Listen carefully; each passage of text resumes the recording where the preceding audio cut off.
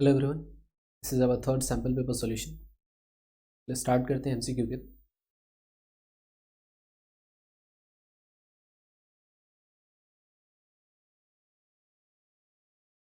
Hello everyone, this is our third sample paper solution for science. MCQ से start करते हैं। First MCQ यहाँ पे दे रखा है, equal volumes of hydrochloric acid and sodium hydroxide solution of same concentration are mixed up.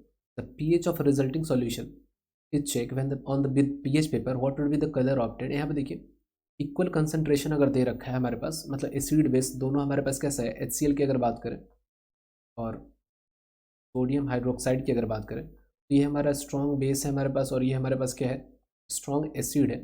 और दोनों का कंसंट्रेशन जब इक्वल है तो इनके कारण जो हमारे पास न्यूट्रलाइजेशन रिएक्शन होगा और जो हमारे पास सॉल्यूशन बनेगा उसका पीएच कितना हो जाएगा, 7 हो जाएगा। अब 7 अगर हमारे पास पीएच होता है वो न्यूट्रल होगा, तो यहाँ से अगर देखें तो रेड वाला ऑप्शन हमारे पास ऐसे भी इनकरेक्ट है। ब्लू की अगर बात करें तो ब्लू हो नहीं सकता, क्योंकि ब्लू के लिए क्या हो जाता है, बेसिक होना चाहिए। अब हमारे पास बच जाता है येलोइश और येलोइश ग्रे। येलो की अगर बात करें तो ये थोड़ा सा रेड से आप देखोगे तो रेड से कनेक्ट कर पाओगे। रेड को थोड़ा सा हम डाउन करते चले जाएंगे, फेड करते चले जाएंगे तो अपने को येलोइश मिलेगा, मतलब एसिडिक रीजन में रहेगा। तो हमारे पास ऑप्शन एलिमिनेट हो जाता है सी, येलोइश ग्रीन होगा। अदरवाइज आप याद रख सकते हो एनसीईआरटी का ये पीएच वाला हमारे पास कार्ड होता है, यहाँ से आप आंसर दे सकते हो अगर ये आपके ध्यान में रहेगा। आप यहाँ पे देख पाओगे ये हमारा रहा 7 नंबर में देखो तो ये हमारे पास कैसा है, येलोइश ग्रीन कलर का ही है 7। तो इसका आंसर जो होगा हमारे पास ऑप्शन नंबर सी होगा। नेक्स्ट यहाँ पे दे रखा है वाई एक हमारे पास एलिमेंट है जो कि हाइड्रोक्लोरिक एसिड के साथ रिएक्ट कर रहा है और जिंक क्लोराइड और साथ साथ हाइड्रोजन गैस क्या कर रहा है, रिलीज कर रहा है। तो इस रिएक्शन में वाई को पहचानना है तो क्लियरली आप बहुत सिंपली देख सकते हो, ऑप्शन नंबर क्या हो जाएगा, डी हो जाएगा। इस पेयर में दे रखा है हमारे पास मैच द फॉलोइंग टाइप में, इसमें से कौन सा सही है उसके बारे में बताना है। फर्स्ट वाले की अगर बात करें तो पोटेशियम नाइट्रेट है हमारा, और यहाँ पे ये टूट रहा है दो अलग अलग प्रोडक्ट में, इसका मतलब क्या होगा, डिकम्पोजिशन रिएक्शन है। डिकम्पोजिशन है बट दे क्या रखा है, डिस्प्लेसमेंट, मतलब ऑप्शन नंबर ए जो हमारे पास है इनकरेक्ट है। यहाँ पे अगर बात करें तो हमारे पास जिंक है और यहाँ पे जिंक जो है सिल्वर नाइट्रेट के साथ रिएक्ट करके जिंक नाइट्रेट और सिल्वर को फॉर्म कर रहा है, सिल्वर को डिस्प्लेस कर रहा है, मतलब ये हमारा डिस्प्लेसमेंट रिएक्शन है। डिस्प्लेसमेंट रिएक्शन और दे यहाँ पे रखा है कॉम्बिनेशन, जो कि ये भी हमारे पास रॉन्ग है। सी ऑप्शन की अगर देखें तो हमारे पास निकल नाइट्रेट है, सोडियम हाइड्रोक्साइड के साथ ही अगर रिएक्ट कर रहा है तो हमारे पास निकल हाइड्रोक्साइड का फॉर्मेशन हो रहा है और सोडियम नाइट्रेट का फॉर्मेशन हो रहा है। यहाँ पे अगर बात करें तो हमारे पास डबल डिस्प्लेसमेंट रिएक्शन है, डबल डिस्प्लेसमेंट रिएक्शन है, जो कि यहाँ पे दे भी रखा है और साथ साथ यहाँ पे प्रेसिपिटेट का फॉर्मेशन हो रखा है, क्योंकि ये एरो रिप्रेजेंट कर रहा है प्रेसिपिटेट को। तो ऑप्शन नंबर सी जो होगा हमारे पास करेक्ट हो जाएगा। यहाँ पे ऑप्शन डी की अगर बात करें तो यहाँ पे क्लियरली देख पाओगे दो रिएक्टेंट है मिलकर के एक सिंगल प्रोडक्ट बना रहा है, ये हमारे पास क्या होगा, कॉम्बिनेशन, कॉम्बिनेशन रिएक्शन या फिर सिंथेसिस रिएक्शन। बट यहाँ पे दे रखा है डिकम्पोजिशन, तो ये आंसर भी हमारे पास क्या होगा, इनकरेक्ट। इस क्वेश्चन का सही आंसर जो होगा ऑप्शन नंबर सी होगा। ऐसा क्वेश्चन नंबर 4 यहाँ पे अगर देखा जाए तो बोला गया है इन दोनों स्टेटमेंट में से कौन सा यहाँ पे सही होगा। फिजिकल चेंज जब होता है तो फिजिकल प्रॉपर्टीज ही सिर्फ क्या हो रहा है, चेंज हो रहा है। ये स्टेटमेंट फर्स्ट हमारे पास ट्रू है। सेकंड की अगर बात करें, large amount of heat is absorb और इवॉल्व, यहाँ पे हमारे पास अमाउंट हीट चेंज की अगर बात करें तो फिजिकल चेंज में भी हीट चेंज होता है, तो बिल्कुल हीट चेंज देखने को मिलता है। तो यहाँ पे ऑप्शन नंबर क्या हो जाएगा, सी हो जाएगा। फिफ्थ नंबर क्वेश्चन में बोल रखा है an element x with electronic configuration अपने को दे रखा है, एलिमेंट एक्स का इलेक्ट्रॉनिक कन्फिग्रेशन दे रखा है 281। इसके सबको जोड़ दोगे तो इसका कितना आ जाएगा, एटॉमिक नंबर हमारे पास 11 आ रहा है। तो एटॉमिक नंबर अगर 11 है तो क्लियरली पता चल रहा है हमारे पास क्या है, सोडियम है। एक्स जो है हमारे पास सोडियम है, और एक हमारे पास एलिमेंट है वाई जिसका इलेक्ट्रॉनिक कन्फिग्रेशन है 287। 287 की अगर बात करें तो ये हमारे पास 17 हो जाता है, इसका मतलब ये हमारे पास क्लोरीन होगा। बोला जा रहा है they form A product Z, दोनों मिल करके एक प्रोडक्ट बनाते हैं जेड। सोडियम और क्लोरीन का जो होता है वो क्या प्रोडक्ट होता है, तो NaCl होता है। तो NaCl हमारे पास क्या हो जाएगा, जेड। जेड हमारे पास आ चुका है। The property that is not exhibited by Z, कौन सा इन चारों में से कौन सा प्रॉपर्टी जो है जेड एग्जिबिट नहीं करेगा। NaCl की अगर बात करें तो कैसा है, आयनिक कंपाउंड है, आयनिक कंपाउंड है हमारे पास। तो फर्स्ट ऑप्शन की अगर बात करें, it has high melting point, high melting point होगा।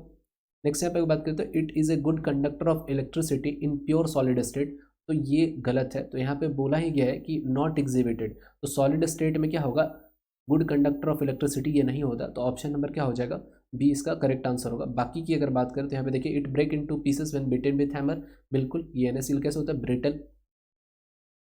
ब्रिटल होते हैं।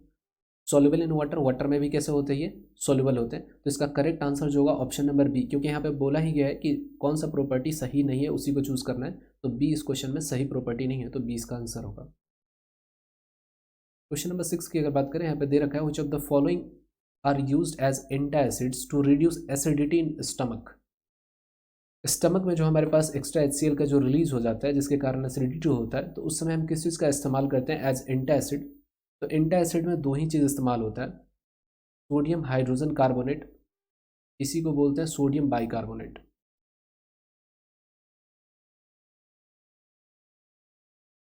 कार्बोनेट बोलते हैं। और नेक्स्ट हमारे पास होता है मैग्नीशियम हाइड्रोक्साइड, जिसको बोलते हैं milk of magnesium, milk of magnesium या सोडियम हाइड्रोक्साइड। इस ऑप्शन में अगर देखें तो सोडियम कार्बोनेट दे रखा है, बाइकार्बोनेट की जगह पे कार्बोनेट दे रखा है, तो ऑप्शन नंबर ऐसे ही एलिमिनेट हो जाएगा। सोडियम मैग्नीशियम हाइड्रोक्साइड है, बट यहाँ पे दे रखा है सोडियम हाइड्रोक्साइड, ये बहुत स्ट्रॉन्गर बेस होता है, इसको हम कंज्यूम नहीं करते हैं, ऑप्शन बी भी गलत हो जाएगा। सी की अगर बात करें तो यहाँ पे दे रखा है सोडियम बाइकार्बोनेट तो दे रखा है, लेकिन कैल्शियम हाइड्रोक्साइड दे रखा है, कैल्शियम हाइड्रोक्साइड का इस्तेमाल हम लोग नहीं करते हैं, ये ऑप्शन भी हमारे पास इनकरेक्ट हो जाएगा। ऑप्शन नंबर डी की अगर बात करें तो ये सोडियम बाइकार्बोनेट है और साथ साथ मैग्नीशियम हाइड्रोक्साइड MgOH का होल ट्वाइस, तो ऑप्शन नंबर डी जो होगा हमारे पास करेक्ट आंसर होगा। नेक्स्ट क्वेश्चन है पहचानना है कि इनमें से कौन सा स्ट्रक्चर जो है हमारा बेंजीन का है। तो बेंजीन के स्ट्रक्चर में अगर बात करें तो बेंजीन में सबसे पहले हमारे पास 6 कार्बन एटम होते हैं, और यहाँ पे अगर बात करें तो अल्टरनेट पोजीशन पे 6 कार्बन है, तो ये हमारा कार्बन मिलकर क्या बनाएगा, रिंग बनाएगा, रिंग बनाएगा। फर्स्ट थिंग तो आपको याद रखना है कि बेंजीन कैसा होता है, 6 कार्बन से मिलकर के बना होता है, साथ साथ रिंग का फॉर्मेशन करता है, और रिंग में क्या होता है अल्टरनेट पोजीशन पे, अल्टरनेट पोजीशन पे क्या होता है डबल बॉन्ड प्रेजेंट रहता है। तो अल्टरनेट पोजीशन पे डबल बॉन्ड प्रेजेंट रहता है। यहाँ पे देखा जाए तो हमारे पास अल्टरनेट पोजीशन पे डबल बॉन्ड नहीं है, रेगुलर इंटरवल पे, तो ऑप्शन नंबर ए यहाँ पे इनकरेक्ट हो जाएगा। सेकंड की अगर बात करें तो अल्टरनेट पोजीशन पे हमारे पास क्या है, डबल बॉन्ड देखने को मिल रहा है, और यहाँ पे हर एक कार्बन क्या हो रहा है, वैलेंसी पूरा पूरा है, तो ऑप्शन सी जो होगा करेक्ट आंसर होगा। बट यहाँ पे देख लेते हैं कि ये दोनों हमारा किस लिए नहीं होगा। यहाँ पे अगर देखा जाए ऑप्शन बी में, तो यहाँ पे ये जो चेन है ओपन चेन है, ये रिंग नहीं है, रिंग का फॉर्मेशन नहीं कर रहा, तो ये ऑप्शन भी क्या होगा इनकरेक्ट हो जाएगा। और यहाँ पे अगर बात करें तो अल्टरनेट पोजीशन पे हमारे पास डबल बॉन्ड होना चाहिए, मतलब 3 हमारे पास डबल बॉन्ड होने चाहिए, डबल बॉन्ड होना चाहिए था, लेकिन हमारे पास यहाँ पे कितने हैं, 2 ही डबल बॉन्ड है, तो ये ऑप्शन नंबर भी क्या हो जाएगा इनकरेक्ट हो जाएगा। तो इस क्वेश्चन का आंसर जो होगा सी जो होगा करेक्ट होगा। नेक्स्ट यहाँ पे बात करें तो क्वेश्चन में दे रखा है, एक्टिविटी दे रखा है, इस पिक्चर में देख पाओगे लाइम वाटर ले रखा है। लाइम वाटर में एक बार पिचकारी से क्या किया जा रहा है, वाटर एयर को पंप किया जा रहा है, और एक बार अपने मुंह से क्या किया जा रहा है, एयर को लाइम वाटर के अंदर पंप किया जा रहा है। तो बोला जा रहा है कि इसमें जो मिल्की वाटर का फॉर्मेशन जो हो जाएगा, जो कलर चेंज होगा मिल्की वाइट, वो किस में फास्टर होगा। थोड़ा सा अगर देखें तो हमारे एटमॉस्फेयर में अगर बात करें तो कार्बन डाइऑक्साइड का जो परसेंटेज होता है 0.4% होता है एटमॉस्फेयर में, लेकिन जब हम एक्सहेल करते हैं, एक्सहेल जब करते हैं तो ऑलमोस्ट 4% कार्बन डाइऑक्साइड क्या होता है हमारे माउथ या नोज से क्या होता है बाहर आता है। तो जिसमें ज़्यादा कार्बन डाइऑक्साइड होगा उसमें क्या होगा, फास्टर जो होगा मिल्की वाइट देखने को मिलेगा। तो यहाँ पे मुंह से फोकस जा रहा है, तो यहाँ पे कार्बन डाइऑक्साइड का परसेंटेज क्या है 4%। और पिचकारी से अगर बात करें तो पिचकारी में हमारे पास क्या होगा, एटमॉस्फेयर से हमारे पास कार्बन डाइऑक्साइड का परसेंटेज लेंगे, तो यहाँ पे 0.4% है यहाँ पे। तो सबसे पहले जो देखना पड़े मिल्की वाइट टर्न होगा हमारे पास टेस्ट ट्यूब, वो कौन सा होगा, टेस्ट ट्यूब बी में होगा। तो यहाँ पे ऑप्शन नंबर क्या हो जाएगा, बी करेक्ट आंसर हो जाएगा। क्वेश्चन नंबर 9 की अगर बात करें तो बोला जा रहा है when a person eat some egg white protein and water enters in the stomach, what substance are found living the stomach and living the small intestine. कौन कौन सा चीज़ जो होगा वो अल्टीमेटली स्टमक को लीव करेगा और स्मॉल इंटेस्टाइन को लीव करेगा। तो पहले अगर बात करें तो वाटर भी ले रहा है, तो वाटर का एब्जॉर्प्शन हम लोग जानते हैं लार्ज इंटेस्टाइन में होता है, लार्ज इंटेस्टाइन में होता है, और उससे पहले कहाँ से ये पास करता है, तो स्मॉल इंटेस्टाइन से पास करता है। तो यहाँ पे सबसे पहले स्मॉल इंटेस्टाइन को कौन लीव करेगा, वाटर लीव करेगा, और जो हमारे पास स्मॉल इंटेस्टाइन होता है उसमें क्या होता है, एब्जॉर्प्शन हो जाता है, मैक्सिमम एब्जॉर्प्शन और जो भी न्यूट्रिएंट्स हैं, एब्जॉर्प्शन ऑफ न्यूट्रिएंट्स, न्यूट्रिएंट्स जो होते हैं स्मॉल इंटेस्टाइन में हो जाते हैं। तो हमारे पास ऑप्शन क्लियरली यहाँ पे दे रखा है, ऑप्शन नंबर ए जो होगा करेक्ट होगा। बाकी सब में देखोगे तो स्मॉल इंटेस्टाइन को बाकी सब चीज़ें छोड़ेंगे नहीं, सिर्फ वाटर यहाँ पे स्मॉल इंटेस्टाइन को क्या करेगा, लीव करेगा। तो ऑप्शन नंबर ए जो होगा हमारे पास करेक्ट आंसर होगा। Exchange of genetic material takes place in vegetative reproduction, asexual reproduction और बर्डिंग। सबकी अगर बात करें, ये हमारे पास क्या है, एसेक्सुअल रिप्रोडक्शन के ही टाइप्स हैं। वेजिटेटिव प्रोपगेशन या बर्डिंग की अगर बात करें तो एसेक्सुअल है, यहाँ पे कोई जेनेटिक मटेरियल का ट्रांसफर नहीं होता है, बट जाता है यहाँ पे जेनेटिक मटेरियल, ट्रांसफर नहीं होता है। बट सेक्सुअल रिप्रोडक्शन में जेनेटिक मटेरियल क्या होता है, ट्रांसफर होता है, एक्सचेंज होता है। ऑप्शन नंबर क्या होगा, सी होगा इसका करेक्ट आंसर। 11 नंबर क्वेश्चन की अगर बात करें तो बोला जाए person suffering from sewer cold, बहुत ज़्यादा सर्दी से वो सफ़र कर रहा है, ही और सी कैन नॉट। अब जब यहाँ पे अगर बात करें, सर्दी हमारे नाक में होती है और नाक में हमारे पास क्या होता है, ऑल्फैक्टरी इंडिकेटर होता है। ऑल्फैक्टरी इंडिकेटर, ऑल्फैक्टरी इंडिकेटर क्या करता है, स्मेल जो होता है उसके लिए क्या होता है, रिस्पॉन्सिबल होता है स्मेल। तो यहाँ पे देखना है स्मेल से रिलेटेड कौन सा ऑप्शन है। फर्स्ट यहाँ पे देखिए, ही और she can not differentiate the taste of an apple from that of ice cream, तो ये गलत है। ऑल्फैक्टरी इंडिकेटर यहाँ पे टेस्ट बड में थोड़ी, टेस्ट बड के बारे में बताया जा रहा है। ऑल्फैक्टरी इंडिकेटर टेस्ट बड में थोड़ी होता है। Differentiate the smell of perfume from that of अगरबत्ती, ये सही है कि जब हम सीवर कोल्ड से सफ़र कर रहे होते हैं उस समय हमारा ऑल्फैक्टरी इंडिकेटर जो होता है प्रॉपरली वर्क नहीं कर पाता है, जिसके कारण हम स्मेल नहीं कर पाते हैं। तो यहाँ पे परफ्यूम और अगरबत्ती का जो स्मेल होगा इसके बीच में डिफरेंस क्रिएट हम लोग नहीं कर पाते हैं। तो ये ऑप्शन क्या होगा, बी जो होगा इसका करेक्ट आंसर होगा। क्वेश्चन नंबर 12 में बोल रखा है which of the following statements are true for sexual reproduction in flowering plants. Flowering plants की अगर बात करें तो रिक्वायर्ड 2 टाइप्स ऑफ गैमेट्स, बिल्कुल सही है, मेल और फीमेल गैमेट की रिक्वायरमेंट है। फर्टिलाइजेशन जो होता है कंपलसरी इवेंट होता है, और always results in formation of zygote, अगर फर्टिलाइजेशन होगा तो जाइगोट का फॉर्मेशन होगा। Offspring formed are clones, clones मतलब क्या होता है, एग्जैक्टली सेम होता है, एग्जैक्टली सेम नहीं होता है। अगर सेक्सुअल रिप्रोडक्शन अगर है हमारे पास तो उसमें क्या होगा, ऑफ स्प्रिंग में क्या होगा, प्रॉपर्टी मिलता रहेगा, एग्जैक्टली सेम नहीं होता। तो क्लोन वाला आंसर क्या हो जाएगा, यहाँ पे रॉन्ग हो जाएगा। तो फर्स्ट सेकंड थर्ड इसका क्या होगा, आंसर हो जाएगा, that means option number C. Resistivity does not changes if, resistivity की अगर बात करें, रेजिस्टिविटी जो होता है मटेरियल पे डिपेंडेंट होता है, और सम हॉट अगर बात करें तो टेम्परेचर पे भी क्या होता है, डिपेंडेंट होता है। अदरवाइज किसी चीज़ पे ये डिपेंडेंट नहीं होता है। तो resistivity does not changes if material is changed, material अगर चेंज कर दिया जाएगा तो रेजिस्टिविटी क्या होगा, चेंज हो जाएगा। तो ये ऑप्शन अगर रॉन्ग है। टेम्परेचर इज चेंज्ड, टेम्परेचर अगर चेंज किया जाएगा तब भी हमारे पास रेजिस्टिविटी चेंज हो जाएगा। Shape of resistor is change, अगर रेजिस्टर हमारे पास पहले इस तरीके से था, अब इस रेजिस्टर को कुछ इस तरीके से बना दे, फिर भी हमारे पास मटेरियल सेम है, मटेरियल सेम है तो हमारे पास रेजिस्टर चेंज, जो रेजिस्टिविटी है वो चेंज नहीं होगा। तो ऑप्शन नंबर सी जो होगा इसका करेक्ट आंसर होगा। अब यहाँ पे डी नंबर की अगर बात करें तो बहुत मटेरियल टेम्परेचर आर चेंज, उस केस में क्या होगा, रेजिस्टिविटी हमारा क्या होगा, चेंज कर जाएगा। इसमें ऑप्शन नंबर सी जो होगा इसका करेक्ट आंसर होगा। नेक्स्ट यहाँ पे देख पाओगे कि हमारे पास यूनिफॉर्म मैग्नेटिक फील्ड दे रखा है, और यहाँ पे बोला गया है कि मैग्नेटिक फील्ड कहाँ है, प्लेन ऑफ पेपर में, प्लेन ऑफ पेपर में, और ये लेफ्ट से राइट की तरफ जा रहा है, और एक प्रोटॉन को हम ऊपर से नीचे की तरफ प्लेन ऑफ पेपर में ही ऊपर की तरफ प्रोजेक्ट कर रहे हैं, और इलेक्ट्रॉन को हम कहाँ कर रहे हैं, नीचे की तरफ प्रोजेक्ट कर रहे हैं। तो उसमें बताना है कि दोनों पे फोर्स किधर लगेगा, इलेक्ट्रॉन और प्रोटॉन दोनों पे फोर्स किधर लगेगा। तो सिंपल सा अगर बात कर ले तो यहाँ पे लगेगा हमारे पास कौन सा, Fleming's left hand rule, Fleming's left hand rule लगेगा यहाँ पे।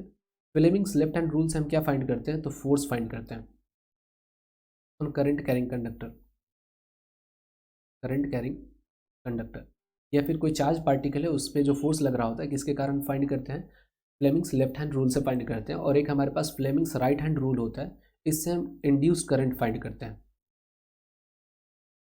Induced current. Fleming's left hand thumb rule के इस्तेमाल की अगर बात करें तो हमारा जो 4 फिंगर होता है, 4 फिंगर की अगर बात करें,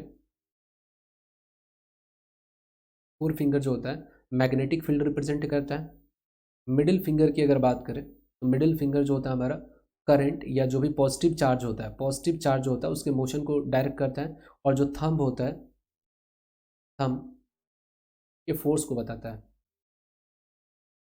तो एग्जैक्टली अगर देखा जाए, आप सपोज कर सकते हो प्लेन ऑफ पेपर में जो हमारा 4 फिंगर होगा वो किधर होगा, magnetic field left to right के डायरेक्शन में होगा, और प्लेन ऑफ पेपर के सामने हमारे पास कुछ इस तरीके से हमारे पास फिंगर अगर करते हैं तो हमारे पास थंब का जो डायरेक्शन आता है पेज के अंदर जाता हुआ नजर आ रहा है। तो प्रोटॉन पे जो फोर्स लगेगा इनसाइड द पेज, पेज के कहाँ लगेगा, अंदर की तरफ लगता हुआ नजर आएगा। वही इलेक्ट्रॉन की अगर बात करें तो इलेक्ट्रॉन को थोड़ी देर के लिए क्या करना है, पॉजिटिव चार्ज मानना है और इस पर फोर्स निकालना है, और इस पर नेगेटिव चार्ज, इलेक्ट्रॉन कैसा होता है, नेगेटिव चार्ज होता है, तो इसके डायरेक्शन जो भी आएगा उसको बदल देना है। तो अगर इस पर अगर बात करें इलेक्ट्रॉन पे, तो मैग्नेटिक फील्ड हमारा इस डायरेक्शन में, और इलेक्ट्रॉन जो है इस डायरेक्शन में, कुछ हमारे पास फिंगर इस तरीके से होगा, तो थंब जो है पेज के ऊपर साइड में ये पॉइंट कर रहा है। यहाँ पे बस इसके डायरेक्शन को बदल देना है, ऊपर की तरफ ना करके ये भी कहाँ लगेगा, इसका फोर्स कहाँ लगेगा, नीचे की तरफ लगेगा। तो दोनों ही केसेस में हमारे पास फोर्स किधर लगेंगे, पेपर के अंदर। Forces both point into the plane of paper, into the plane of paper. तो ये ऑप्शन क्या हो जाएगा, सही होगा। बाकी आप चेक कर सकते हो, बाकी ऑप्शन में क्या है, रॉन्ग है। यहाँ पे फर्स्ट ही ऑप्शन यहाँ पे हमारे पास करेक्ट है। नेक्स्ट यहाँ पे अगर बात करें तो यहाँ पे दे रखा है A key and ammeter are arranged as shown in figure, diagram दे रखा है। Current recorded in ammeter will be maximum in case first, maximum in case second, maximum in case third, और सेम इन ऑल केसेस। तो यहाँ पे अगर बात किया जा रहा है, यहाँ पे देखो तो डायग्राम थर्ड से स्टार्ट करता है। ये हमारे पास पॉजिटिव टर्मिनल है और ये हमारे पास नेगेटिव टर्मिनल शो किया गया है, मतलब ये जो डायग्राम है ये हमारे पास रॉन्ग है। नेक्स्ट यहाँ पे अगर बात कर ले,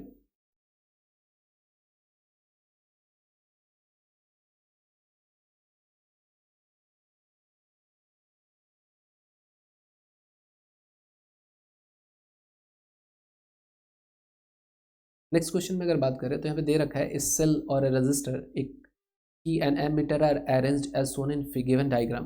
यहाँ पे बोल रखा है करंट हमारा किस केस में मैक्सिमम होगा। यहाँ पे आप डायग्राम अगर देख पाओ तो सारे ही केसेस में हमारे पास क्या है, एमीटर कनेक्ट हो रखा है सीरीज में। अगर करंट अगर होता है, करंट मेजर जब करते हैं, करंट और एक बार वोल्टेज, करंट मेजर करते हैं एमीटर से, और वोल्टेज जो होता है वोल्ट मीटर से, वोल्ट मीटर से करते हैं। वोल्ट मीटर को हमेशा पैरेलल में कनेक्ट किया जाता है, पैरेलल में कनेक्ट किया जाता है। और एम मीटर की अगर बात करें तो एम मीटर को सीरीज में, सीरीज में इसलिए कनेक्ट किया जाता है कि सीरीज कॉम्बिनेशन में क्या होता है, करंट डिवाइड नहीं करता है। करंट अगर डिवाइड नहीं करेगा तो एम मीटर जो होगा करेक्ट रीडिंग देगा। और पैरेलल में क्या होता है, वोल्टेज जो होता है हमारा डिवाइड नहीं होता, उस केस में हमारा वोल्ट मीटर जो होगा करेक्ट रीडिंग देगा, अगर पैरेलली अगर कनेक्ट करेंगे तो इस सारे केसेस में अगर देखा जाए तो हमारे पास वोल्ट जो एम मीटर है वो सीरीज में कनेक्टेड है, तो सारे ही केसेस में हमारे पास क्या होगा, करंट जो होगा सेम होगा। 16 नंबर की अगर बात करें, दे रखा है the most important safety device, safety method use for protecting home appliances from short circuiting और ओवरलोडिंग। ओवरलोडिंग, शॉर्ट सर्किटिंग से बचने के लिए हम किस चीज़ का इस्तेमाल करते हैं, तो फ्यूज़ का इस्तेमाल करते हैं। फ्यूज़ जो होता है क्या होता है, एक पर्टिकुलर करंट के लिए क्या होता है, रेटेड होता है। फ्यूज़ का रेटिंग किया जाता है। जैसे मान लेते हैं एक फ्यूज़ है हमारे पास, अगर 5 एम्पियर का ये दे रखा है, मतलब 5 एम्पियर से जैसे ही करंट का वैल्यू एक्सीड करेगा, ये फ्यूज़ क्या कर जाएगा, मेल्ट कर जाएगा। मेल्ट कर जाएगा तो सर्किट ब्रेक हो जाएगा और कोई करंट हमारे पास पास नहीं करेगा। तो ये हमारे पास क्या होता है, सेफ्टी मेथड होता है। नेक्स्ट क्वेश्चन की अगर बात करें, बोला गया है एसोसिएशन में बोला गया when water is added to calcium oxide large amount of heat is produced. बिल्कुल सही है। कैल्शियम ऑक्साइड की अगर बात करें, इसमें पानी अगर ऐड करेंगे तो हमारे पास किस का फॉर्मेशन होगा, कैल्शियम हाइड्रोक्साइड का फॉर्मेशन होता है, और साथ साथ क्या होता है, हीट भी रिलीज होता है, हीट रिलीज होता है। It is an endothermic reaction. तो रीजन जो दिया गया है एंडोथर्मिक रिएक्शन दिया है, बिल्कुल इनकरेक्ट है। ये कैसा होता है, हीट रिलीज हो रहा है, इसका मतलब ये कैसा होगा, एक्सोथर्मिक होगा, एक्सोथर्मिक रिएक्शन होगा। तो यहाँ पे एसोसिएशन की अगर बात करें तो ये हमारे पास ट्रू है, बट रीजन इसका कैसा है, फॉल्स है। तो यहाँ पे ऑप्शन नंबर क्या हो जाएगा, सी हो जाएगा। 18 नंबर क्वेश्चन की अगर बात करें, एसोसिएशन दे रखा है genetic complement of an organism is called genotype. Genotype जो होता है जेनेटिक कंप्लीमेंट होता है, बिल्कुल सही है। रीजन यहाँ पे देखिएगा, genotype is a type of hereditary properties. Hereditary property नहीं होता है, हेरिडेटरी नहीं, ये जीन होते हैं। जीनोटाइप जो होते हैं जीन होते हैं। हेरिडेटरी दैट मीन्स ये रिलेट हो गया क्रोमोसोम से। तो यहाँ पे रीजन की अगर बात करें तो रीजन हमारे पास रॉन्ग दे रखा है, क्योंकि हेरिडेटरी जो वर्ड है ये किससे रिलेट हो रहा है, कोरिलेट होता है क्रोमोसोम से, क्रोमोसोम से। बट यहाँ पे जीनोटाइप की अगर बात करें, ये किससे रिलेट हो रहा है, जीन से रिलेट हो रहा है। तो यहाँ पे एसर्शन तो सही है, बट रीजन यहाँ पे इनकरेक्ट है। तो ऑप्शन नंबर क्या हो जाएगा, सी हो जाएगा। 19 नंबर की अगर बात करें तो यहाँ पे बोला गया during night the effect of root pressure in transport of water is most important. बिल्कुल सही है। वाटर का रिक्वायरमेंट प्लांट को हमेशा होता है। तो जो भी हमारे पास बड़े प्लांट्स होते हैं उनमें जो ट्रांसपोर्टेशन होता है वाटर का, दो तरीके से होता है। एक तो हमारे पास क्या होता है, रूट प्रेशर से होता है, और दूसरा हमारे पास होता है ट्रांसपिरेशन के कारण। तो रात के समय क्या होता है, जो स्टोमाटा होता है वो क्लोज हो जाता है, जिस कारण से ट्रांसपिरेशन होना बंद हो जाता है। लेकिन अभी भी पानी का रिक्वायरमेंट जो है प्लांट को होता है, जिसके कारण रूट प्रेशर के थ्रू क्या होता है, पानी हमारा अदर पार्ट तक पहुंच पाता है। यहाँ पे असर्शन तो सही दे रखा है, बट रीजन की अगर बात करें तो stomata is open during day, transpiration takes place with the help which helps in transportation of water. यहाँ पे पूछ रखा है क्यों होता है ड्यूरिंग नाइट, जो होता है हमारे पास रूट प्रेशर जो होता है इंपॉर्टेंट हो जाता है, मोर इंपॉर्टेंट। बट इसका रीज़न कहीं नहीं दिया गया, इसका रीज़न से डेविएट होकर के ये ट्रांसपिरेशन पे कहीं चला गया है रीज़न। तो यहाँ पे असर्शन तो सही है, बट रीज़न भी हमारे पास क्या है, सही है। क्योंकि stomata opens during day, transpiration takes place with the which help in transportation, तो रीज़न भी हमारे पास सही है, लेकिन करेक्ट एक्सप्लेनेशन नहीं है। रीज़न जो है असर्शन का क्या है, करेक्ट एक्सप्लेनेशन नहीं है। तो यहाँ पे ऑप्शन नंबर क्या हो जाएगा, ए जो होगा इसका सही आंसर होगा। नेक्स्ट यहाँ पे बात कर लेते हैं, solenoid tends to expand when current pass through it. अब यहाँ पे देखिए, अगर हमारे पास कोई सोलेनॉइड होता है, अगर सिंपल से अगर बात करें, दो अगर हमारे पास करंट कैरिंग वायर होते हैं, तो यहाँ पे अब अगर आप देखोगे तो करंट कैरिंग वायर के कारण अगर सेम डायरेक्शन में अगर वायर होता है तो क्या होता है, आपस में अट्रैक्ट करते हैं, आपस में क्या करते हैं, अट्रैक्शन होता है। लेकिन अगर अपोजिट डायरेक्शन में अगर हमारे पास क्या होता है, करंट अगर फ्लो करता है वायर में, तो इनके बीच में क्या होता है, रिपल्सन होता है।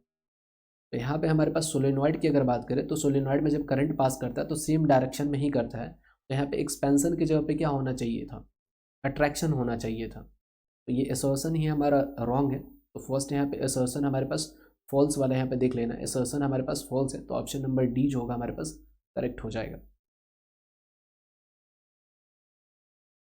नेक्स्ट यहाँ पे बात करें, why do articles made of aluminium not corrode.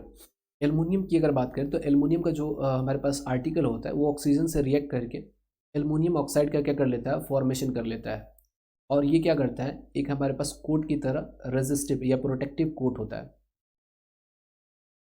Protective coat का फॉर्मेशन हो जाता है। जो भी हमारे पास एल्युमिनियम का आर्टिकल है उसके ऊपर क्या होता है, इस कोट का एक लेयर बन जाता है, जो फर्दर क्या करता है, कोरोजन को प्रिवेंट करता है। इसीलिए एल्युमिनियम का आर्टिकल जो होता है कोरोड नहीं होता है। नेक्स्ट क्वेश्चन की अगर बात करें तो हमारे पास दे रखा है, दो रिएक्शन दे रखा है, इसमें से पूछ रखा है which of the two reaction will takes place and why. यहाँ पे अगर फर्स्ट रिएक्शन की अगर बात करें तो ये डिस्प्लेसमेंट रिएक्शन यहाँ पे शो की गई है। आयरन हमारा कॉपर से क्या है, ज़्यादा रिएक्टिव है, तो कॉपर को क्या करेगा, उसके सॉल्यूशन से डिस्प्लेस करेगा। यहाँ पे ब्लू कलर जो होगा वो किस में कन्वर्ट हो जाएगा, ग्रीन कलर में चेंज हो जाएगा। लेकिन सेकेंड वाला रिएक्शन की अगर बात करें तो आयरन हमारे पास क्या होता है, कॉपर से कम रिएक्टिव होता है, जिस कारण से क्या होगा, यहाँ पे कॉपर डिस्प्लेस नहीं कर पाएगा आयरन को, तो ये रिएक्शन फीजिबल नहीं है। बट फर्स्ट वाला रिएक्शन फीजिबल है। आपको एक्सप्लेन कर देना है, क्योंकि आयरन यहाँ पे क्या होता है, कॉपर से ज़्यादा रिएक्टिव है। नेक्स्ट यहाँ पे अगर बात करें तो बोला जा रहा है, stomata in desert plants remain close during day time. Normally हमारे यहाँ जो होता है, प्लांट्स जो होते हैं डे टाइम में उनका स्टोमाटा खुला हुआ रहता है, बट डेजर्ट प्लांट में ऐसा नहीं होता है। डे टाइम में स्टोमाटा उनका क्या होता है, क्लोज रहता है। क्लोज इसलिए रहता है क्योंकि डे टाइम में क्या होता है, गर्मी बहुत ज़्यादा होता है, हीट बहुत ज़्यादा होता है, तो वाटर लॉस क्या होगा, बहुत ज़्यादा होगा। तो वाटर लॉस से बचने के लिए क्या होता है, स्टोमाटा क्या होता है, दिन के समय क्लोज रहता है, और जैसे ही रात होता है उस समय क्या होता है, स्टोमाटा जो होता है ओपन हो जाता है। स्टोमाटा जो होगा ओपन होगा नाइट के समय। नाइट के समय क्या करेगा, कार्बन डाइऑक्साइड ये क्या कर लेगा, एब्जॉर्ब कर लेगा, और जैसे ही दिन होगा उस समय क्या करेगा, फोटोसिंथेसिस करता रहेगा। दिन के समय ये फोटोसिंथेसिस कैसे करेगा, तो रात के समय क्या कर लेगा, एब्जॉर्ब करेगा कार्बन डाइऑक्साइड, और कार्बन डाइऑक्साइड एट नाइट, और अगले दिन फिर सुबह में क्या करेगा, मॉर्निंग के समय क्या करेगा, सनलाइट के प्रेजेंस में ये फोटोसिंथेसिस करके अपना फूड प्रिपेयर कर लेगा। तो इस तरीके से जो हमारे पास डेजर्ट प्लांट्स होते हैं वो फोटोसिंथेसिस करते हैं। नेक्स्ट पूछा गया question, which is the largest digestive gland present in a human body. Largest digestive gland की अगर बात करें तो ये हमारा होता है लिवर। कलर कैसा होता है, तो ब्राउन कलर का होता है। नेक्स्ट यहाँ पे पूछा गया, what is the name and function of its secretion. Name और फंक्शन पूछा गया है, तो नेम जो ये सिक्रेट करता है, तो बाइल जो सिक्रेट करता है, और बाइल जूस का फंक्शन क्या होता है, तो फैट इमल्सिफिकेशन में ये हेल्प करता है, फैट इमल्सिफिकेशन में ये हेल्प करता है। इसका आंसर बस इतना ही था। नेक्स्ट क्वेश्चन की बात करें तो यहाँ पे बोला गया what is the end product form during fermentation in east. East के केस में क्या होता है, हमारे पास एनारोबिक रिएक्शन जो होता है इन एब्सेंस ऑफ ऑक्सीजन। तो यहाँ पे ईस्ट की अगर बात करें तो ईस्ट हमारे पास फर्मेंटेशन में किस चीज़ का फॉर्मेशन करता है, इथेनॉल का फॉर्मेशन करता है। इथेनॉल होता है और कार्बन डाइऑक्साइड होता है, साथ साथ लेस अमाउंट ऑफ एनर्जी। तो ये हमारे पास क्या हो गया, एंड प्रोडक्ट। एंड प्रोडक्ट में आपको लिखना पड़ेगा ethanol, carbon dioxide and small amount of energy. Under what condition similar process takes place in our body that leads to muscle cramps. अब यहाँ पे देखिए, अब यहाँ पे बोल रखा है किस कंडीशन में मसल क्रैम्प्स हमारे बॉडी के अंदर आते हैं, जब हमारे पास क्या होता है, ऑक्सीजन का रिक्वायरमेंट होता है, ज़्यादा होता है लेकिन ऑक्सीजन कम मिलता है। उस केस में हमारे मसल्स के अंदर क्या होता है, एनारोबिक रिएक्शन स्टार्ट हो जाता है। एनारोबिक रिएक्शन स्टार्ट होने की वजह से क्या हो जाएगा, यहाँ पे लैक्टिक एसिड का फॉर्मेशन होता है, लैक्टिक एसिड का फॉर्मेशन हो जाता है। और साथ साथ क्या होता है, हमारे पास एनर्जी काफ़ी कम अमाउंट में क्या होता है, रिलीज होता है। और यही लैक्टिक एसिड के कारण क्या होता है, मसल्स क्रैम्प्स कर जाते हैं, मसल में क्या होता है, पेन होना स्टार्ट हो जाता है। नेक्स्ट क्वेश्चन में बोला गया why there is no dispersion of light refracted through rectangular glass slab. Rectangular glass slab और प्रिज्म की अगर बात करें तो दोनों तो ग्लास से ही बना हुआ है, लेकिन रेक्टेंगुलर ग्लास स्लैब से कोई डिस्पर्सन देखने को नहीं मिलता है, लेकिन प्रिज्म से देखने को मिलता है। क्योंकि प्रिज्म में अगर देखा जाए तो लाइट का स्पीड हमारा किसी भी कलर के लिए क्या होता है, कांस्टेंट होता है। बट एक सरफेस से दूसरे सरफेस तक जाने में अगर सपोज कर लेते हैं ये हमारे पास ए है और ये हमारे पास क्या है, बी है, तो इनको ज़्यादा समय लगेगा। क्योंकि ये जो हमारे पास क्या है, ये जो स्लैंटिंग हाइट के कारण क्या होता है, दोनों फेसेस के बीच में क्या होता है, डिस्टेंस क्या होता है, ऊपर में कम होता है प्रिज्म के केस में। अगर ए बी के डिस्टेंस की अगर बात करें ये काफ़ी ज़्यादा कम होगा, और यहीं पे पी आर डिस्टेंस की अगर बात करें तो ये काफ़ी ज़्यादा क्या होगा, ज़्यादा होगा। तो जो फेसेस होते हैं, फेसेस के बीच में डिस्टेंस जो होता है अनइक्वल होने के कारण क्या होता है, यहाँ पे जब भी रिफ्रैक्शन जब होता है तो डिस्पर्सन देखने को मिलता है प्रिज्म के केस में। लेकिन रेक्टेंगुलर जब ग्लास स्लैब होता है तो दोनों फेसेस के बीच में कहीं पे भी जाएंगे तो हमारे पास डिस्टेंस क्या होता है, इक्वल होता है। इक्वल होने की वजह से क्या होता है, लाइट जो रिफ्रैक्ट करता है एक ही साथ क्या होता है, दूसरे फेस तक पहुंच पाता है, एक ही साथ क्या होता है, दूसरे फेस तक पहुंच पाता है। जिसके कारण यहाँ पे कोई भी रेक्टेंगुलर ग्लास स्लैब के केस में कोई भी रिफ्रैक्शन देखने को नहीं मिलता, डिस्पर्सन देखने को नहीं मिलता है। रिफ्रैक्शन यहाँ पे भी होता है, इस केस में भी रिफ्रैक्शन होता है, इस केस में भी रिफ्रैक्शन होता है, लेकिन यहाँ पे एडिशनल डिस्पर्सन देखने को मिलता है, यहाँ पे कोई भी डिस्पर्सन देखने को नहीं मिलता है। रीज़न क्या होता है, जो ग्लास स्लैब होता है उनके सरफेस, उनके फेसेस के बीच का डिस्टेंस हमेशा कांस्टेंट रहता है। लेकिन यहाँ पे अगर बात करें इस फेसेस की अगर बात करें और ये वाले फेसेस की अगर बात करें, दोनों के डिस्टेंस की अगर बात करें, दोनों में ऊपर डिस्टेंस कम होता है। जैसे जैसे बेस की तरफ बढ़ते हैं तो डिस्टेंस बढ़ने लगता है, जिस कारण से यहाँ पे डिस्पर्सन देखने को मिलता है प्रिज्म में। नेक्स्ट हमसे पूछा गया नियर पॉइंट और फार पॉइंट का डेफिनेशन पूछा गया। तो नियर पॉइंट जहाँ पे ऑब्जेक्ट को अगर क्लियरली हम देख सकते हैं, उसका अगर इमेज रेटिना पे अगर क्लियर बन रहा है तो उस पॉइंट को अपना हम क्या बोलते हैं, नियर पॉइंट बोलते हैं। और मैक्सिमम डिस्टेंस जहाँ पे अगर कोई ऑब्जेक्ट रख दिया जाता है और उस ऑब्जेक्ट का क्लियर इमेज अगर हमारे रेटिना पे बनता है तो उसको हम फार पॉइंट बोलते हैं। नेक्स्ट टाइम पे बात करें तो हमारे पास दे रखा है इन food chain comprising of frog है हमारे पास, इंसेक्ट्स है, बर्ड है और ग्रास है। Which of the following organism likely to have maximum concentration of harmful non biodegradable chemicals in its body. Maximum यहाँ पे concentration of harmful non biodegradable chemical को ही क्या बोलते हैं, बायोमैग्निफिकेशन।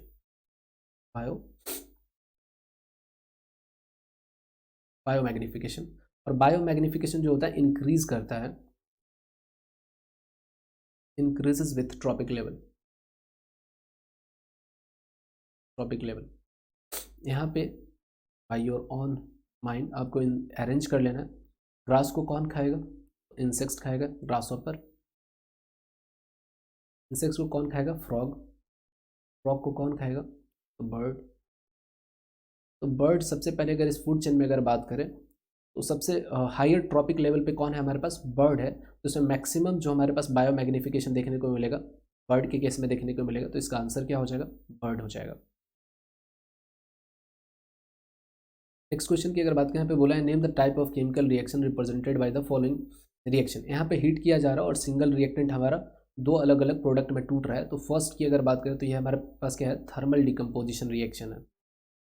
यहाँ पे कैल्शियम ऑक्साइड है, वाटर है, दो हमारे पास रिएक्टेंट है, मिल करके एक सिंगल प्रोडक्ट का फॉर्मेशन कर रहा है, तो ये हमारे पास क्या हो जाएगा, सिंथेसिस रिएक्शन या फिर कॉम्बिनेशन रिएक्शन। थर्ड में अगर बात कर ले तो हमारे पास दे रखा है जिंक, और ये सल्फ्यूरिक एसिड के साथ रिएक्ट कर रहा है। ये हमारे पास किस चीज़ का फॉर्मेशन कर रहा है, जिंक सल्फेट, और साथ साथ हमारे पास हाइड्रोजन गैस क्या कर रहा है, रिलीज कर रहा है। तो यहाँ पे सिंपल सा आप देखा जाए तो हाइड्रोजन क्या है, कम रिएक्टिव है जिंक से, और जिंक क्या कर रहा है, हाइड्रोजन को डिस्प्लेस कर रहा है। तो ये हमारा क्या हो जाएगा, डिस्प्लेसमेंट रिएक्शन हो जाएगा। नेक्स्ट क्वेश्चन है, a non metal X exist in two different forms Y and Z. Y और जेड के फॉर्म में क्या करता है, एक हमारे पास एलिमेंट है एक्स जो दो फॉर्म में वाई और जेड के फॉर्म में क्या करता है, एग्जिस्ट करता है। Y is the hardest natural substance. Hardest natural substance हमारे पास डायमंड होता है, तो वाई हमारे पास क्या हो जाएगा, डायमंड, डायमंड हो जाएगा। Where Z is a good conductor of electricity.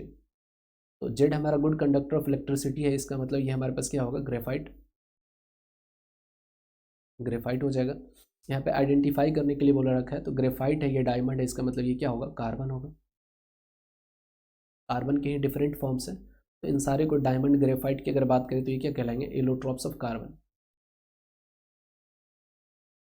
Allotropes of carbon. Next question की बात करें, यहाँ पे बोल रखा है an element X on reaction with oxygen forms XO2। एक एलिमेंट है हमारे पास एक्स, ये ऑक्सीजन से रिएक्ट करके बनाता है XO2 बनाता है। The oxide when dissolve in water turns blue litmus red. Blue litmus को कैसा कर रहा है, ये टर्न कर रहा है रेड में कर रहा है। इसका मतलब ये कैसा होगा, ये जो ऑक्साइड हमारे पास कैसा है, एसिडिक है, एसिडिक है, मतलब ये कैसा होगा, ये नॉन मेटालिक ऑक्साइड होगा, non metallic oxide.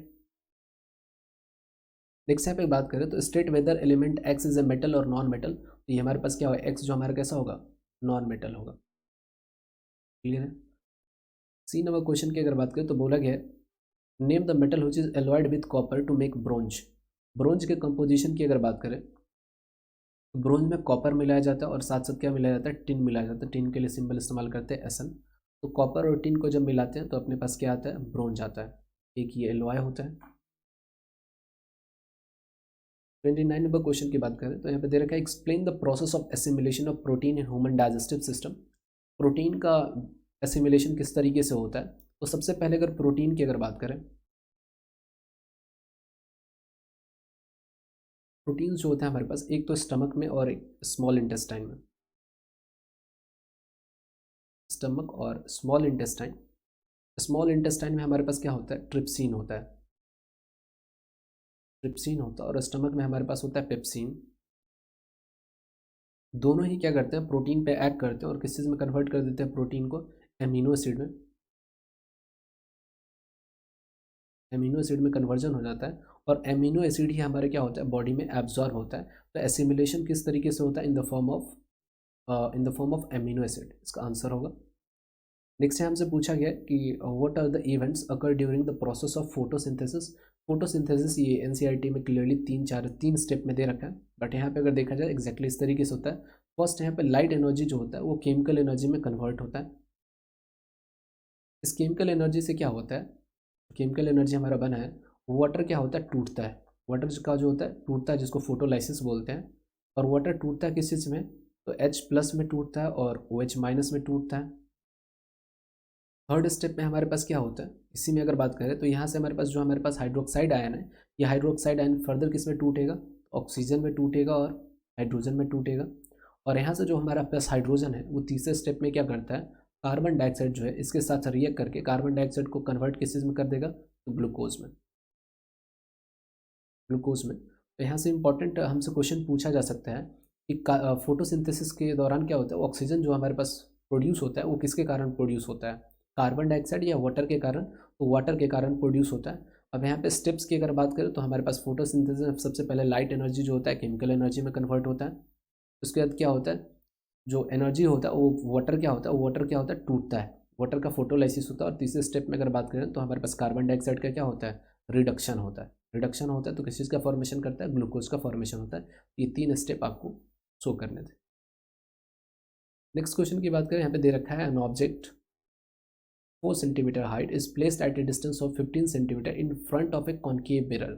Concave mirror अपने पास दे रखा है, और कॉन्केव मिरर से कितने दूरी पे रखा गया, 4 सेंटीमीटर का हमारे पास ऑब्जेक्ट है, और यहाँ पे 15 सेंटीमीटर की दूरी पे रखा गया है। बोला गया फोकल लेंथ इसका कितना है, 10 सेंटीमीटर।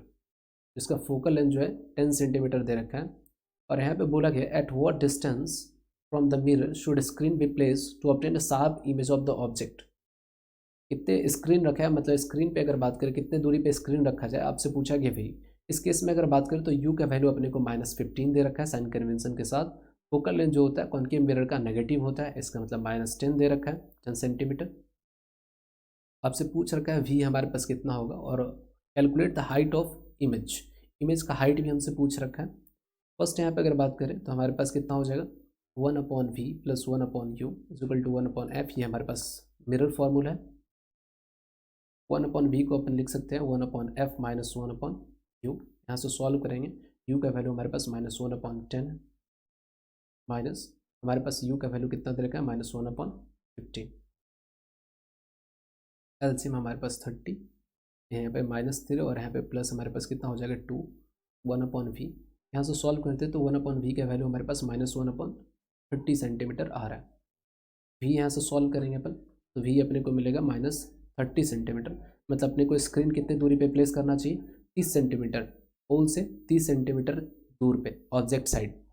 नेक्स्ट यहाँ पे मैग्नीफिकेशन की अगर बात करें तो मैग्नीफिकेशन -v/u होता है। मैग्नीफिकेशन के वैल्यू अगर बात करें तो -v का वैल्यू हमारे पास कितना है, -30 है, और v का वैल्यू हमारे पास कितना दे रखा है, -15 दे रखा है। नेगेटिव से नेगेटिव कैंसिल हो, मैग्नीफिकेशन हमारे पास आ रहा है -2। दूसरे फॉर्मूले की अगर बात करें इन टर्म्स ऑफ हाइट तो मैग्नीफिकेशन हमारे पास HI/HO लिखते हैं। मैग्नीफिकेशन हमारे पास -2 है। हाइट ऑफ इमेज अपने को पता नहीं। हाइट ऑफ ऑब्जेक्ट की अगर बात करें तो हमारे पास 4 सेंटीमीटर दे रखा है। यहाँ से क्रॉस मल्टीप्लाई करेंगे तो 8 सेंटीमीटर का हमारे पास क्या होगा, हाइट ऑफ इमेज। इमेज का हाइट जो होगा अपने पास 8 सेंटीमीटर होगा। तो ये रहा हमारे पास आंसर। 31st क्वेश्चन की अगर बात करें तो हमारे पास बोल रखा है name the kind of lens that can form. हमारे पास बोल रखा है इन्वर्टेड मैग्नीफाइड। अगर इन्वर्टेड होगा तो रियल होगा। तो लेंस की बात की गई है तो लेंस में हमारे पास जो रियल इमेज फॉर्म करता है वो कौन होता है, कॉन्वेक्स। कॉन्वेक्स लेंस इसका आंसर होगा। Erect and diminished image, erect अगर है तो वर्चुअल होगा। वर्चुअल इमेज फॉर्म करने के लिए हमारे पास कौन सा होता है, कॉनकेव। कॉनकेव लेंस होता है। इसका रे डायग्राम ड्रॉ करना है दोनों ही केसेस में, और एक हमारे पास रे डायग्राम ड्रॉ करना है for the image form by the object between f and 2f। f और 2f के बीच में रखा गया object distance from a convex lens. तो इमेज जो बनेगा इसका क्या बनेगा, बियॉन्ड 2f बनेगा। इमेज जो होगा बियॉन्ड 2f बनेगा। इसका रे डायग्राम अपने को ड्रॉ करना है। 32 नंबर क्वेश्चन में बोल रखा है एम मीटर और वोल्ट मीटर का रीडिंग, है ना, reading of the ammeter और वोल्ट मीटर। यहाँ पे सर्किट को देखा जाए तो यहाँ से अगर सपोज कर लेते हैं करंट अगर जा रहा है तो यहाँ से भी करंट आई ही पास करेगा, यहाँ से भी करंट हमारे पास आई पास करेगा। यहाँ पे अगर बात करें तो वोल्टेज हमारे पास V1 मान लेते हैं। वोल्टेज हमारे पास दोनों रेजिस्टर्स के क्रॉस क्या होता है, डिवाइड हो जाता है। यहाँ पे V1 और ये वाला हमारे पास वोल्टेज V2। फर्स्ट यहाँ पे अगर बात करें तो V1 प्लस V2 हमारे पास कितना दे रखा है, 3 वोल्ट दे रखा है। और यहाँ पे हमारे पास दोनों हमारे पास सीरीज कॉम्बिनेशन में, दोनों रेजिस्टर जो है हमारे पास सीरीज कॉम्बिनेशन में। तो R इक्विवेलेंट की अगर बात करें तो R इक्विवेलेंट हमारे पास R1 प्लस R2 होता है सीरीज में, तो 3 ओम हो जाएगा। वोल्टेज अपने को गिवन दे रखा है V अपने को 3 और रेजिस्टेंस R इक्विवेलेंट हमारे पास 3 ओम आ चुका है। करंट की अगर बात करें तो V/R इक्विवेलेंट तो हमारे पास कितना हो जाएगा, 1 एम्पियर हमारे पास करंट हो जाएगा। अब 2 एम्पियर 2 ओम के क्रॉस अपने को क्या करंट मेज़र करना है, तो वोल्टेज मेज़र करना है।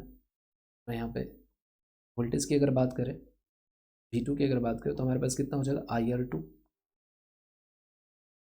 करंट कितना ओम एम्पियर पास कर रहा है 2 ओम से, तो हमारे पास 1 एम्पियर करंट पास कर रहा है। और हमारे पास रेजिस्टेंस कितना है, 2 ओम है। तो यहाँ पे V2 जो होगा हमारे पास कितना वोल्ट का हो जाएगा, 2 वोल्ट हमारे पास किसके क्रॉस होगा, 2 ओम के क्रॉस 2 वोल्ट होगा। और 1 एम्पियर वाले रजिस्टर के क्रॉस हमारे पास जो वोल्टेज होगा 1 वोल्ट होगा।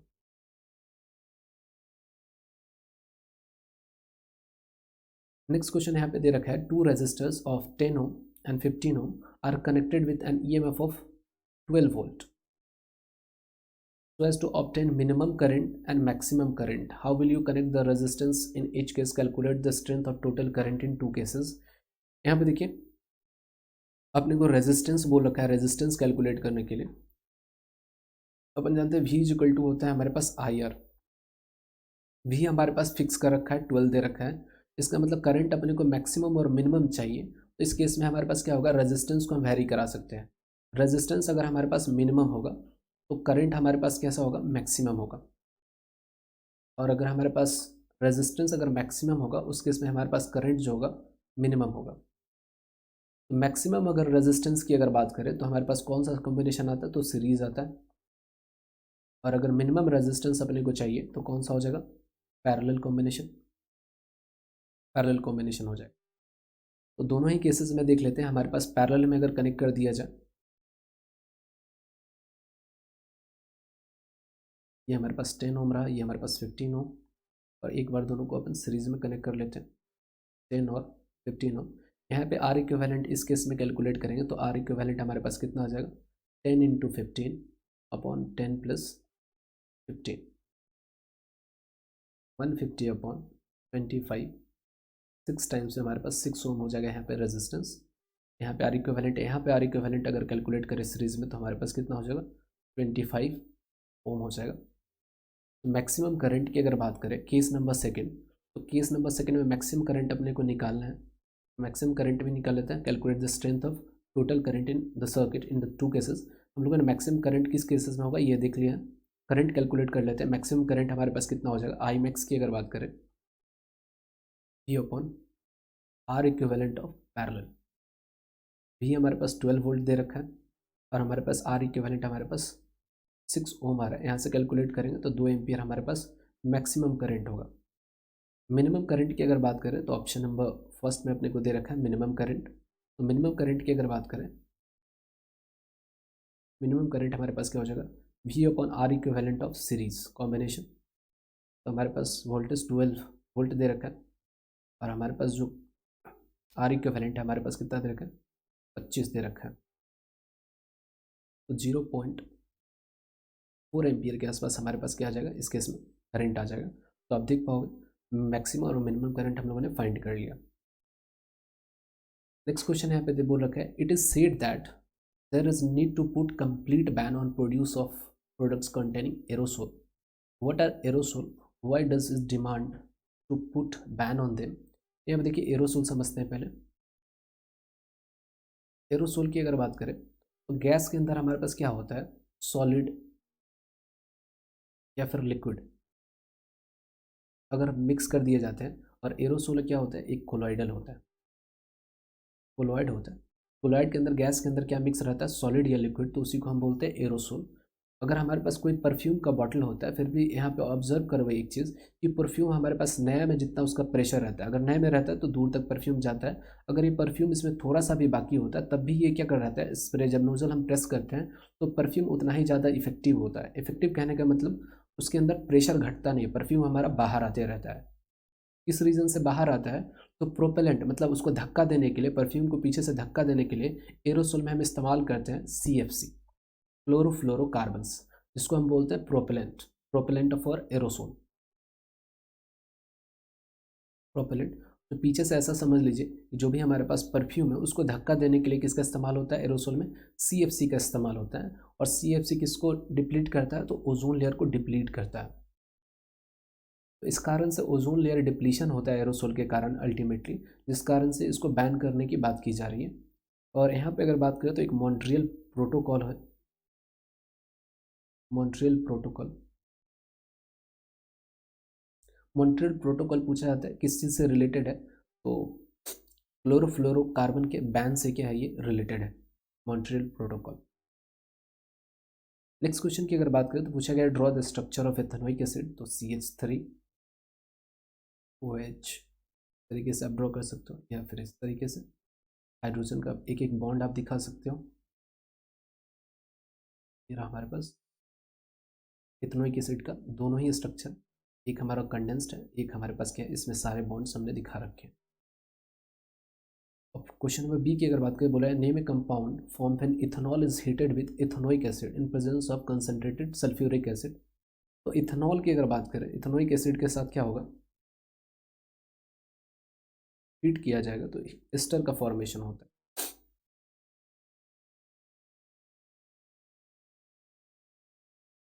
यहाँ पे ये बताया था किस तरीके से प्रोडक्ट लिखते हैं, एक का OH ले लेना है, दूसरे का हाइड्रोजन। तो यहाँ पे देखो तो हमारे पास क्या बन जाएगा, CH3 COO CH2 CH3, ये हमारे पास एस्टर का फॉर्मेशन होता है। और यहाँ पे साथ साथ वाटर का फॉर्मेशन होता है। तो ये जो कंसनट्रेटेड सल्फ्यूरिक एसिड होता है, ये वाटर को क्या कर लेता है, एब्जॉर्ब कर लेता है। तो इसका यूज़ किस तरीके से देखते हैं, तो डिहाइड्रेटिंग एजेंट की तरह इस्तेमाल किया जाता है, डिहाइड्रेटिंग एजेंट की तरह सल्फ्यूरिक एसिड का इस्तेमाल किया जाता है। नेक्स्ट यहाँ पे अगर बात करें तो हमारे पास बोल रखा है कंप्लीट द फॉलोइंग रिएक्शन। यहाँ पे मीथेन दे रखा है, मीथेन हमारे पास कैसा है, सेचुरेटेड हाइड्रोकार्बन है। तो ये हमारे पास कौन देगा, सब्सटीट्यूशन रिएक्शन देगा। तो यहाँ पे हमारे पास एक क्लोरीन क्या करेगा, एक हाइड्रोजन को रिप्लेस कर लेगा, तो CH3Cl, और यहाँ पे हमारे पास HCl का फॉर्मेशन करेगा। यहाँ पे हमारे पास दे रखा है कंबशन रिएक्शन दे रखा है। तो कंबशन रिएक्शन अगर हाइड्रोकार्बन का होता है तो कार्बन डाइऑक्साइड प्रोड्यूस होता है, वाटर प्रोड्यूस होता है, और साथ साथ हीट प्रोड्यूस होता है। यहाँ पे आपको कार्बन डाइऑक्साइड वाटर देना है और बैलेंस कर देना था इस क्वेश्चन को। नेक्स्ट क्वेश्चन की अगर बात करें तो हमारे पास दे रखा है ए compound x containing formula C2H4O2। यहाँ पे जैसे ही ये फार्मूला आता है क्लास 10th में, समझ जाना कि हमारे पास इथेनोइक एसिड है, treated with ethanol with a few drops of concentrated H2SO4, sweet smelling compound हमारे पास Y का फॉर्मेशन करता है। Name X and Y, clearly पता चल रहा है X की अगर बात करें तो X हमारा क्या होगा, इथेनोइक एसिड होगा। और हमारे पास Y जो सब्सटेंस बन रहा है ये हमारे पास क्या है, एस्टर। और यहाँ पे जो एस्टर बन रहा था वो हमारे पास क्या कहलाया, इथाइल इथेनॉइड।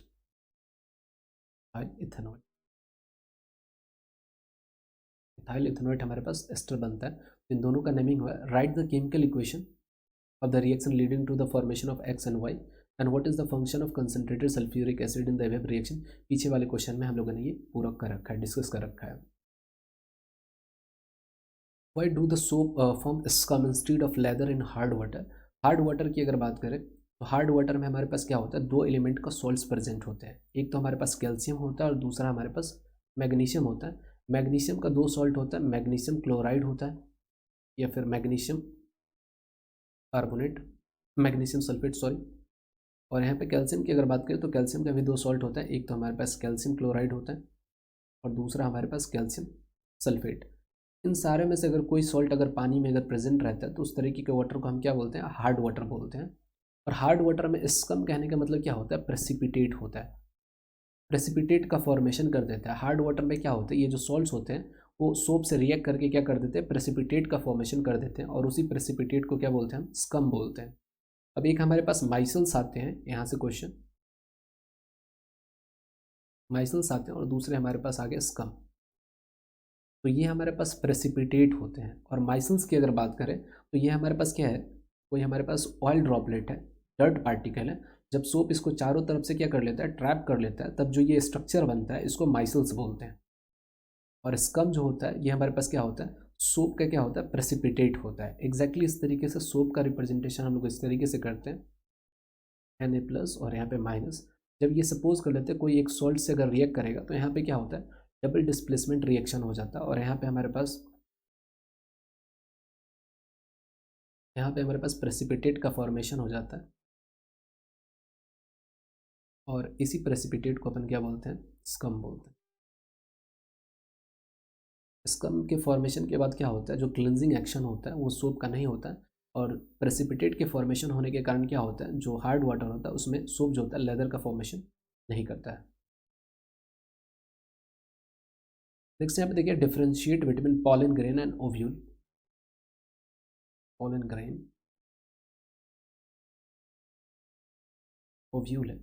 पॉलन ग्रेन की अगर बात करें तो पॉलन ग्रेन कहाँ से निकलता है, ये एंथर से। ओव्यूल कहाँ होता है हमारे पास, ओवरी के अंदर। पॉलन ग्रेन से ही क्या निकलता है हमारे पास, गैमेट्स। गैमेट की अगर बात करें तो मेल गैमेट यहाँ पे बात कर रहे हैं, और ओव्यूल हमारे पास क्या प्रोड्यूस करता है, एग। नेक्स्ट अगर बात करें तो आफ्टर फर्टिलाइजेशन पॉलन ग्रेन क्या हो जाता है, डिस्ट्रॉय हो जाता है, लेकिन ओव्यूल जो होता है किस चीज़ में डेवलप कर जाता है, तो हमारे पास सीड में डेवलप हो जाता है after fertilisation. After fertilisation pollen grain just get destroyed, but ovule जो होता है हमारा सीड में कन्वर्ट हो जाता है। तो ये हमारे पास इसमें डिफरेंस है, आप लिख सकते हो। State the brief function of the following in human male female reproductive system. Ovary की अगर बात करें तो ओवरी हमारे पास एग रिलीज करता है, साथ साथ अगर बात करें तो हार्मोन्स जो होता है एस्ट्रोजन और एक होता है प्रोजेस्ट्रॉन, दोनों हार्मोन को ये रिलीज करता है। फेलोपियन ट्यूब की अगर बात करें तो ये साइट ऑफ फर्टिलाइजेशन होता है, और यूट्रस की अगर बात करें तो ये सपोर्ट सिस्टम होता है, जो कि इम्प्लांटेशन, जो जाइगोट का इम्प्लांटेशन होता है यहीं पे होता है, तो उसमें इम्प्लांटेशन में ये क्या करता है, यूट्रस हेल्प करता है। नेक्स्ट यहाँ पे बात करें वेरिएशन के बारे में पूछ रखा है। वेरिएशन कहने का मतलब क्या होता है, छोटे छोटे चेंजेस अगर लॉन्ग टर्म में अगर देखते हैं तो उसी को वेरिएशन बोलते हैं। Variation is accumulation of small changes over a period of time, that is known as variation. और जब वेरिएशन होता है किसी भी पॉपुलेशन में तो धीरे धीरे चेंज जो होते हैं एक्यूमुलेट होते जाते हैं और जनरेशन टू जनरेशन पास होते जाते हैं। इस तरीके से हमारे पास क्या होता है, वेरिएशन आता है किसी पॉपुलेशन में। वेरिएशन के कारण क्या होता है, जो हमारे पास सर्वाइवल का चांस होता है वो बढ़ता है। इस बार के अपने क्वेश्चंस में ये नहीं आने वाला है, ये सिलेबस के आउट ऑफ सिलेबस का ये क्वेश्चन है, बट यहाँ पे डिस्कस करती हूँ, इसको थोड़ा सा ध्यान में रखेंगे, मे बी क्वेश्चन पूछा जा सकता है। नेक्स्ट यहाँ पे देखिएगा, explain how of spring and parents of an organism reproducing sexually have same number of chromosomes. Chromosomes का जो नंबर होता है हमेशा कांस्टेंट होता है। अगर सपोज कर लेते हैं ये हमारे पास पेरेंट्स हैं तो मेल और फीमेल, और मेल और फीमेल की अगर बात करें तो ये मेल जो होगा स्पर्म प्रोड्यूस करेगा, वही फीमेल की अगर बात करें तो एग। तो स्पर्म में कितने होते हैं, ओनली 23 हमारे पास क्रोमोसोम्स होते हैं, और एग में भी कितने होते हैं, 23 क्रोमोसोम्स होते हैं। और ये आपस में क्या बनाते हैं, जाइगोट बनाते हैं। तो जाइगोट में क्या होता है, फिर से नंबर जो होता है रीस्टोर होता है 23 पेयर्स। तो इस तरीके से जो क्या होता है, हमेशा जो सेक्सुअल रिप्रोडक्शन होता है उसमें क्रोमोसोम्स का नंबर क्या होता है, हमेशा कांस्टेंट होता है, क्योंकि जो भी हमारे पास गैमेट्स होते हैं उनमें क्रोमोसोम का नंबर कितना होता है, 23 ही होता है।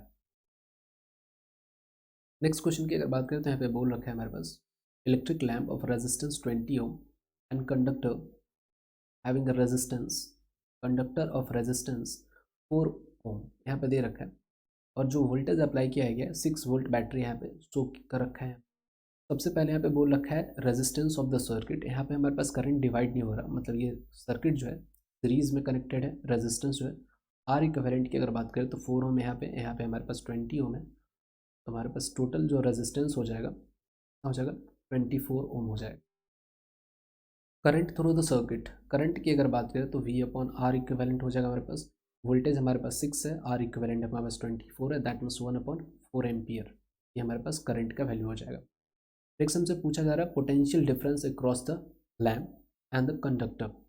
ये हमारे पास कंडक्टर है, इसके क्रॉस सपोज कर लेते हैं हमारे पास वोल्टेज V1 है, और लैम्प के क्रॉस वोल्टेज जो है हमारे पास V2 है। दोनों से करंट सेम ही पास कर रहा है, तो V1 की अगर बात करें तो हमारे पास हो जाएगा IR1, और V2 की अगर बात करें तो IR2। V1 की अगर बात करें तो 1/4 इंटू हमारे पास कितना हो जाएगा, रेजिस्टेंस दे रखा है। R1 की अगर बात करें तो 4 हमारे पास दे रखा है। यहाँ पे एम्पियर की अगर वोल्टेज की अगर बात करें, वोल्ट हो जाएगा हमारे पास, V1 हमारे पास 1 वोल्ट के बराबर हो जाएगा।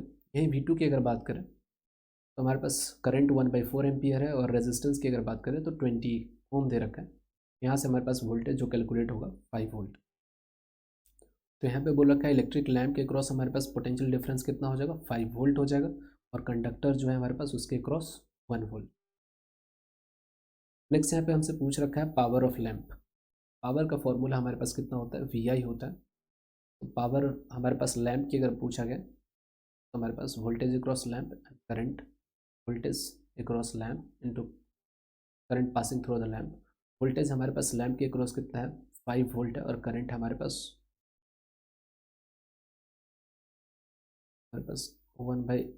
5 वोल्ट हमारे पास वोल्टेज, और करंट की अगर बात करें तो 1/4 एम्पियर। तो पावर हमारे पास हो जाएगा 5/4 वाट, आंसर आ जाएगा।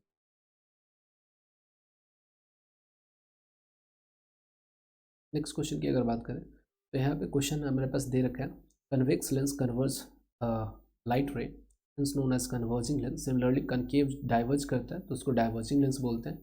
लीनियर मैग्निफिकेशन जो होता है रेशियो होता है height of image to height of object, और पावर जो होता है फोकल लेंथ का रेसिप्रोकल होता है। मतलब ओवरऑल आपको एक समरी दे रखा है सारे फॉर्मूला का।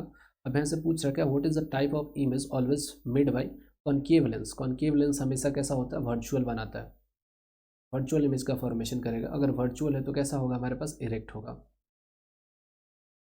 नेक्स्ट पे पूछ रखा है if magnification produced by spherical mirror is +7.5, spherical mirror के कारण हमारे पास क्या हो रहा है, स्फेरिकल सॉरी लेंस है हमारे पास, लेंस के कारण हमारे पास जो दे रखा है तो हमारे पास +7.5 दे रखा है, तो नेचर कैसा होगा, what is the nature of the lens. Magnification एक तो 1 से कम है और साथ साथ हमारे पास पॉजिटिव है, तो यहाँ पे कैसा होगा, वर्चुअल होगा हमारे पास, और लेंस जो होगा कैसा होगा हमारे पास, कॉनकेव। कॉनकेव लेंस का इस्तेमाल किया गया और वर्चुअल इमेज बनेगा। नेक्स्ट यहाँ पे पूछ रखा है what is the power of a convex lens. Focal length हमारे पास 80 सेंटीमीटर दे रखा है। पावर की अगर बात करें 1/f सेंटीमीटर में रहता है, तो मीटर में इसको कन्वर्ट कर लेते हैं, सेंटीमीटर में दे रखा है तो ऊपर हमारे पास 100 हो जाएगा। तो 100 फोकल लेंथ हमारे पास 80 दे रखा है, 1 0 से कैंसिल, 5 हमारे पास कितना हो जाएगा फोकल लेंथ प्लस 1.25 डायोप्टर, हमारे पास क्या हो जाएगा, पावर हो जाएगा कन्वेक्स लेंस का। What kind of lens present in human आई, इसका आंसर क्या है, कॉन्वेक्स लेंस। कन्वेक्स लेंस का इस्तेमाल किया जाता है।